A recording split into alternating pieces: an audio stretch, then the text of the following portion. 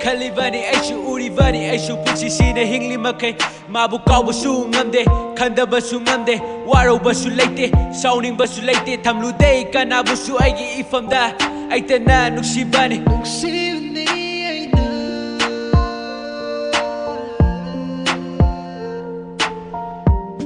you don't capture again, you don't lenser again, Nagita Moidona, Waro River.